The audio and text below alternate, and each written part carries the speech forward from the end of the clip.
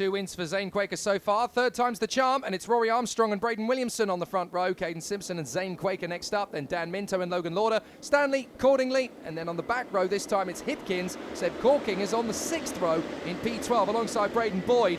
Ollie Chesters will want to finish off on a fine note before the final as well. Let's race! Down to the first corner. Good start from Rory Armstrong. Cracker from Zane Quaker, straight into third position. No problems at all there as he holds in behind Bray Williamson.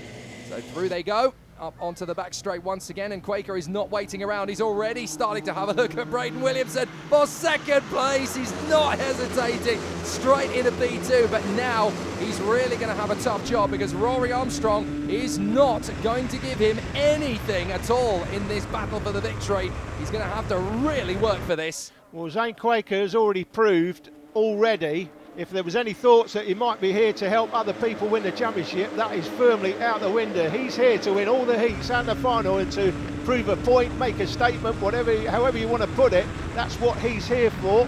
And as soon as he gets an opportunity, he's going to fly past Rory Armstrong, but running wide is Braden Williamson. That's Logan Lauder going through on the 33. So he's now up into P3. So easy to get that wrong at turn 1, especially when the tyres are still cold. And look at the momentum lost. There goes Cordingley and Minto. So they've both managed to get by, and Minto has to let Cordingley go as they battle away for 4th position. Stanley there in front of Seb Corking as they continue to try and shake off Ollie Hipkins, who's looking racy again in this one. And a big lunge up the inside. That was the 22, I think, of Stanley just trying to hang on there in front of Corking and Hipkins. Braden Boyd was making moves. Here comes Quaker on the inside of Armstrong. No way. You're not going to get an easy overtake on me, sunshine. I don't care if your name's Jensen Button. It's not going to happen. Let's just look at the points that Armstrong came into this round 8 points ahead. He lost 2 points in the first heat, 2 points in that second heat. He's now got a 4-point championship lead, but he's out front at the moment with 25 points. And Seb Corking down in 7th, got a bit of work to do. He needs to make sure he keeps this gap as small as possible for the final. This is a very tight battle for 3rd place. It looks like Cordingley trying to get his move on Logan Lauder. We're back on board with Braden Williamson as he watches Dan Minto down the straight. Cordingley's got a good run here on Logan Lauder. He's going to be a whisker ahead on the line, and he's there in 3rd position. Good move from Cordingley. He tries to hold cover on the exit of turn 1 and does so beautifully. No chance of retaliation yet from Logan Lauder as they come up to turn 3. He's just a little too far back to throw it up the inside as Aston Brown and Ollie Chesters are trying to get one over on Caden Simpson in the lower positions as well. Those 4 drivers with Charlie Gillam in the mix as well, just having a nice little tussle. Great scraps at the back of the field as much as there is at the front. Quaker really wants to make a clean sweep of this, but the only way to do that is to get past Rory Armstrong. And I know, and you know, Rory Armstrong of old, he is not going to make that easy. Here comes Dan Minto on the inside of Logan Lauder, and that's up to 4th position now for Dan Minto.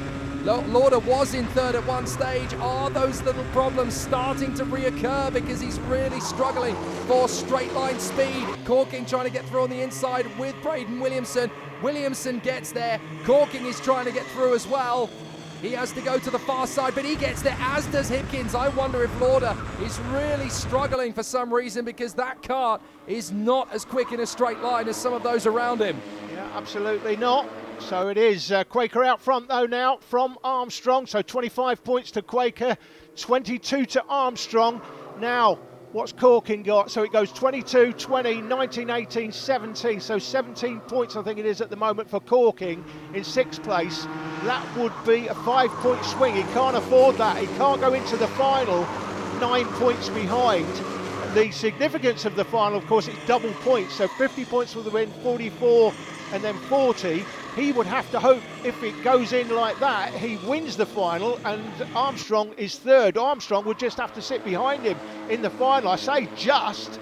It might be more difficult for that, we'll have to wait and see, but that is Seb Corking on the 52. He needs to get past Braden Williamson, and Williamson going narrow. Here comes Corking down the inside, across the line, into Vauxhall. Oh, just gets squeezed. And Braden Williamson, nobody is giving Corking an inch. They don't care that there's a championship fight going on. They're just fighting for position themselves. Corking again looks up the inside but can't get by, Jake. This is all about trust, as we said before. You've got to trust your opponent to give you enough space, and if there was any doubt at all, you've got to bail. And that's exactly what Seb Corking felt he had to do as we watch a big slide from Logan Lauder. Braden Boyd trying to take advantage and get up the inside. I think he might have got him actually.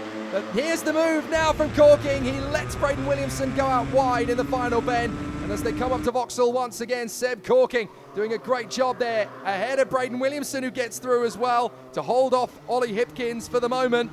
But Zane Quaker, we didn't see where he made the move to get past Rory Armstrong. But once again, he is in fastest lap after fastest lap mode, a 39.58 from him now.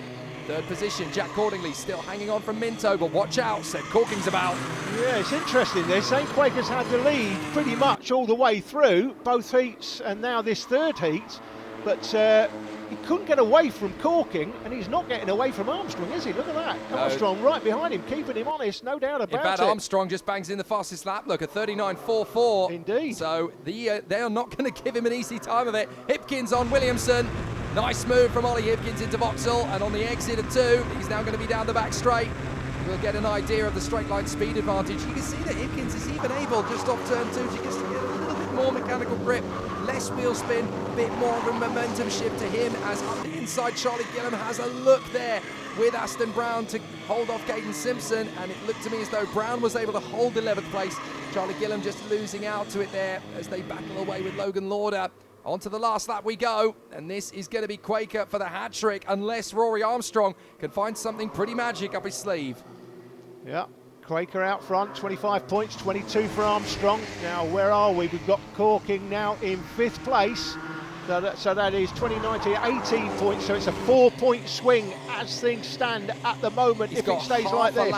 He's got half a lap to try and make up some places on Cordingley and Minto, and they are running out of time. Now, this will help. Minto having a look at Cordingley on the inside, gets it, and that's going to be Corking through on the inside as well, surely, but he's going to be on the outside for the next right-hander. He's going to hold him and gets 4th place. Brilliant fight from Corking. Quaker takes the win, Armstrong 2nd. A brilliant run for 3rd for Minto, and he's celebrating like he's won the championship. Brilliant for the debutant. Excellent from Dan Minto, but more importantly, Corking fights back to 4th. That will help coming into the final. However, post-race there is drama as both Zane Quaker and Dan Minto have failed scrutineering for carburettor issues, and that means that Rory Armstrong takes the win from Corking.